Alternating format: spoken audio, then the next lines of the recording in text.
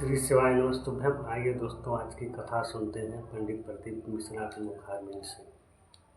श्री शिवाय नमस्तुभयम।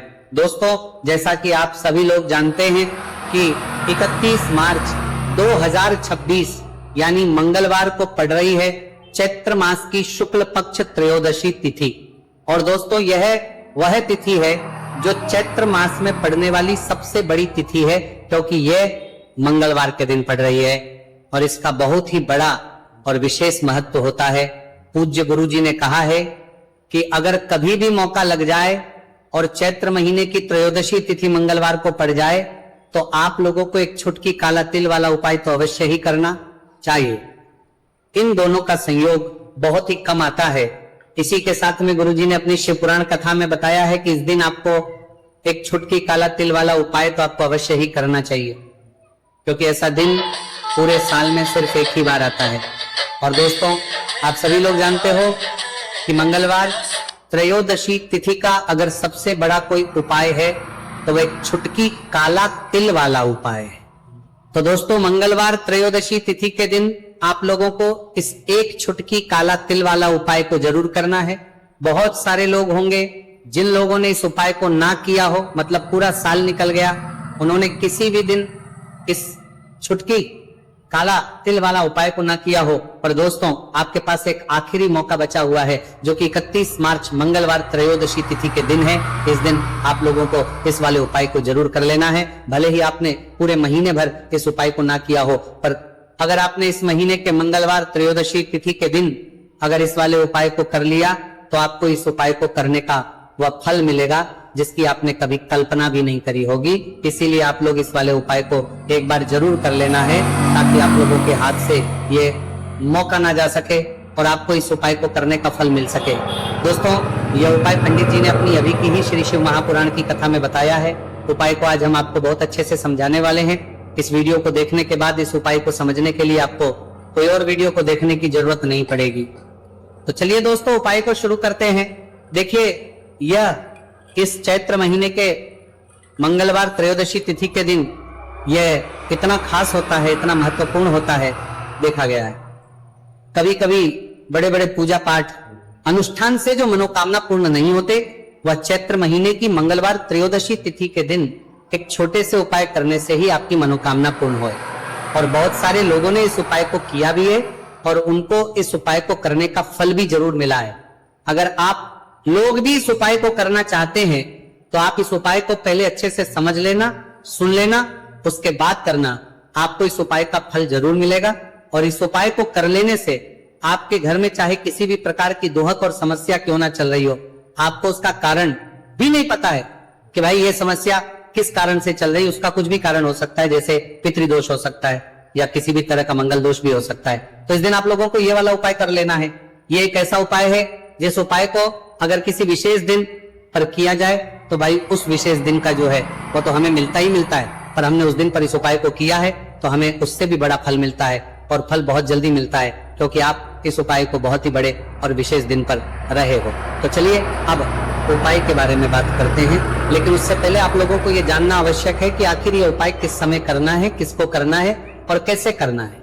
तो चलिए हम आगे आपको वीडियो में एक एक करके बता देते हैं। लेकिन उससे पहले अगर आप लोग हमारे चैनल पर पहली बार आए हैं या फिर मेरी आवाज आज पहली बार सुन रहे हैं तो हमारे चैनल वास्तविक जानकारी को सब्सक्राइब जरूर कर लेना और इस वीडियो को लाइक करके कमेंट बॉक्स में श्री शिवाय नमस्तुभयम ओम नमः शिवाय जरूर टाइप कर देना।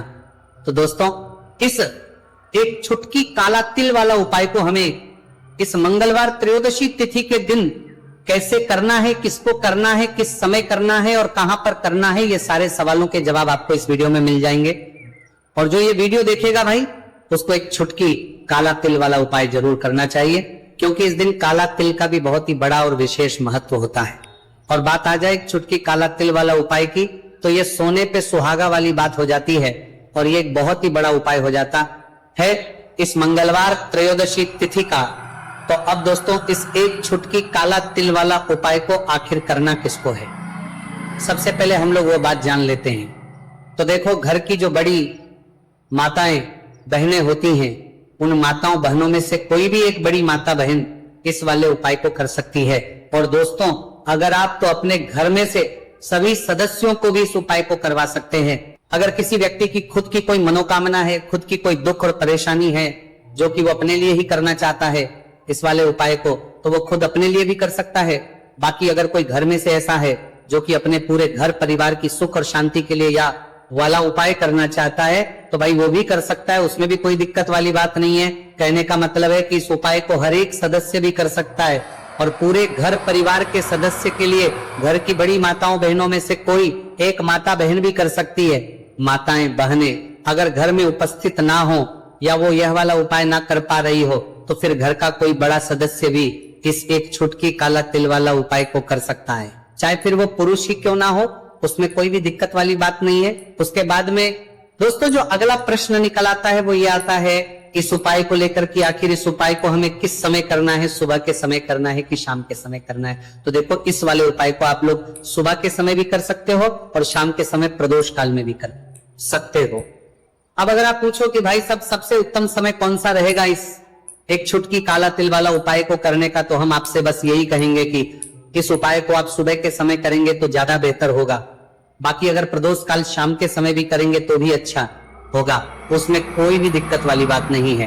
तो अब दोस्तों जो अगली सबसे बड़ी और महत्वपूर्ण बात आती है वो ये आती है कि सुबह अगर हम उपाय को करेंगे तो हमें कितने बजे से लेकर कितने बजे तक के बीच में करना है, और शाम के समय प्रदोष काल में करेंगे तो अब हमें कितने बजे से लेकर कितने बजे के बीच में करना है। तो देखो सुबह जितनी जल्दी हो सके आप उपाय को करने की कोशिश करना, कि अगर किसी कारणवश लेट भी हो जाओ, थोड़ी देर भी हो जाए, तो 10 या 11 बजे तक भी आप उपाय कर लेना, पर 12 बजे से ज्यादा देरी ना हो, ठीक है, इस बात का ध्यान रखना। उसके बाद में दोस्तों अगर शाम के समय प्रदोष काल की बात करें, प्रदोष काल का जो समय है होता है वो शाम के 6 बजे से शुरू हो जाता है। मतलब शाम के 6 बजे से लेकर 7 बजे के बीच का जो समय होता है यह समय प्रदोष काल का समय होता है। तो आप उपाय को 7 या 8 बजे के बीच में भी कर सकते हो। मतलब शाम के 6 बजे से रात 8 बजे के बीच में आप कभी भी इस वाले उपाय को कर सकते हो, उसमें कोई भी दिक्कत वाली बात नहीं है।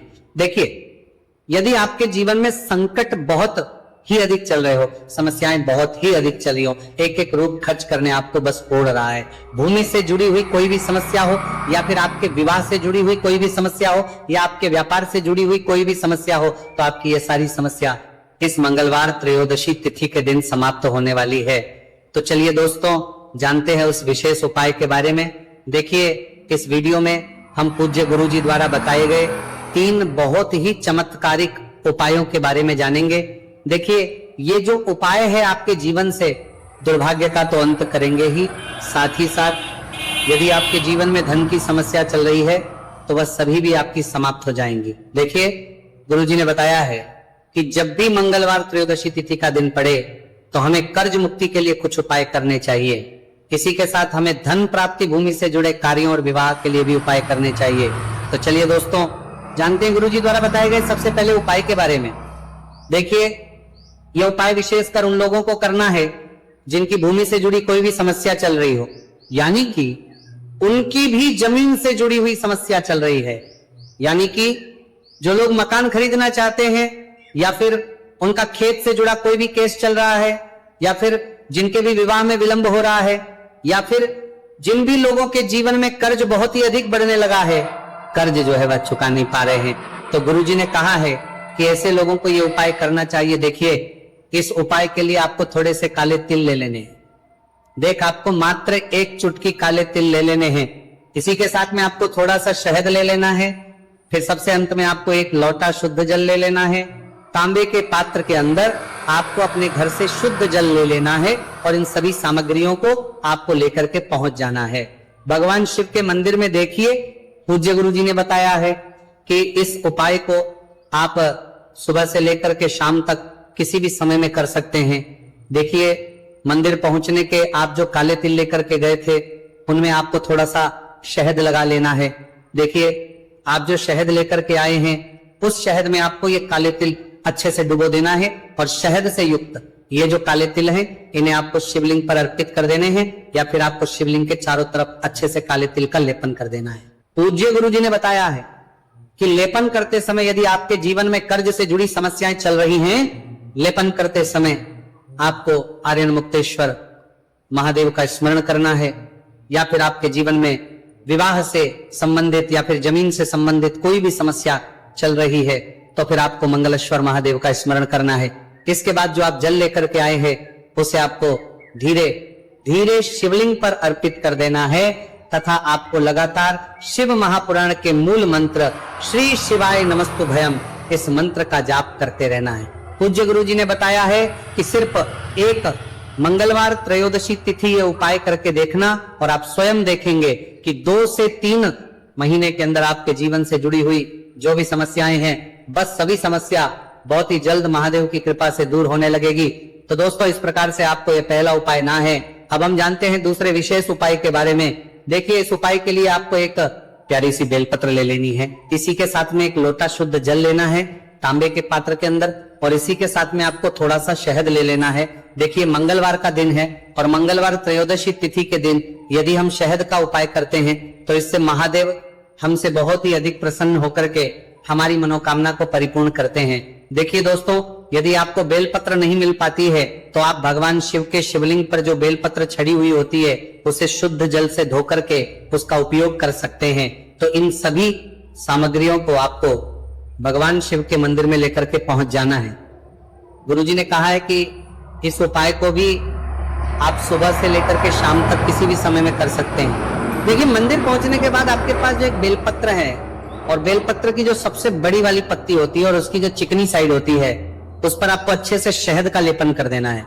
यानी कि बेलपत्र की बड़ी वाली पत्ती पर, पूरी ही पत्ती पर अच्छे से शहद कर देना है, लगा देना है।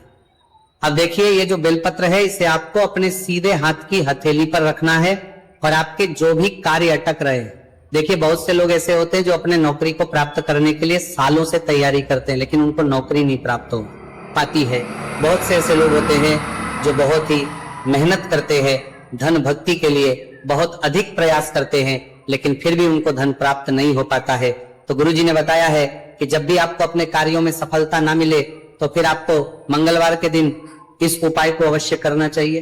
देखिए, अब आपको जिस भी कार्य में सफलता प्राप्ति करनी है उस कार्य को सफल बनाने के लिए आपको महादेव से प्रार्थना कर लेनी है, और फिर ये जो एक बेलपत्र है इसे आपको भगवान शिव के शिवलिंग पर अर्पित कर देनी है। देखिए, बेलपत्र की चिकनी साइड जिस पर आपने शहद लगाए हैं वो शिवलिंग से स्पर्श रहेगी, और इसकी जो डंडी है वो आपको जलाधारी की ओर रखनी है। इस प्रकार से आपको ये बेलपत्र अर्पित कर देनी है। अब देखिए, आप जो एक लोटा जल लेकर के आए हैं उसे आपको भगवान शिव के शिवलिंग पर धीरे धीरे अर्पित कर देना है।